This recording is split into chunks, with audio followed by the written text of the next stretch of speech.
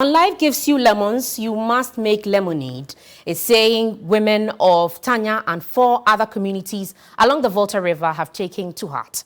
Water are commonly known as water weeds that was affecting fish stock has now become a source of livelihood.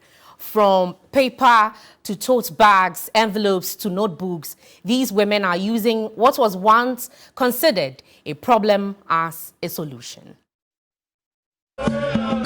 Welcome to Tanya, a fisherfolk community. Everyone here plays an integral role when it comes to fishing. While the men do the laborious work of casting nets, women and children sell their fish products. But for some time now, fish stock has been dwindling. The women have taken matters into their own hands.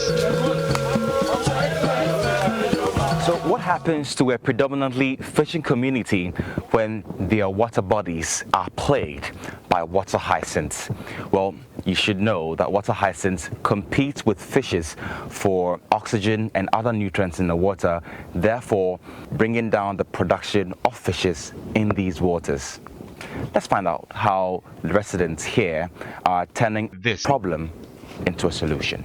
The harvesting is dangerous. With no life jackets, the women risk their lives each time they journey to harvest water hyacinth. It's such a crazy ride going to harvest some water hyacinths, and they do this twice a week, currently on the Volta River. Let's take a look at how the harvesting process is done. And women in this community usually come in canoes like this with no life jackets, with no supports. Pretty much they are on their own and they are pretty much risking their lives to make a living. Indeed, madam, and that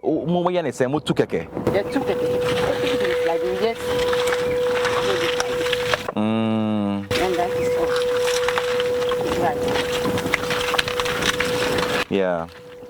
So as you can see in your shots, that's the water hyacinths. This is what the water weeds look like, and this is affecting fishing activities here because these plants, fight for nutrients with the fishes, and they produce nitrogen, which is not too good for the fishes as well. And so in order to create a secondary source of livelihood, they are turning this problem into solutions. The journey back is equally dangerous. We had to literally fetch water out of the canoe to stabilize it. So it's now time to, go through the entire process of how to turn this from water weeds into some products. Let's go. Meet Florence Atichogbe. She's a water hyacinth harvester, and she'll take us through the process of how to convert water weeds into products. From here, we are going to wash it. After washing it, then we went and dry it. When we bring it, we dry it. After drying it, we must be turning it small before it will be dry. About 2 weeks later. After drying it, it's how it looks. It's how it looks. After that, we count it and tight it like this before we send to the company, and they use it for weaving and paper making.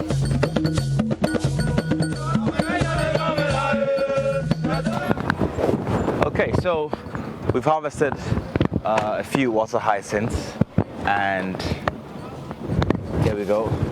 This is what we have. So let's see what products we can make out of these dried water hyacinths. Let's go.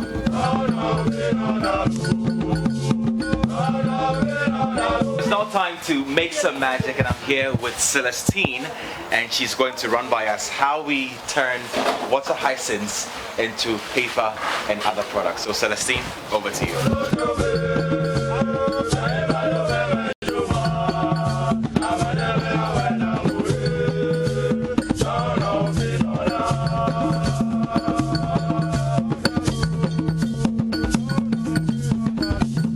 This is how it looks like when it is dry.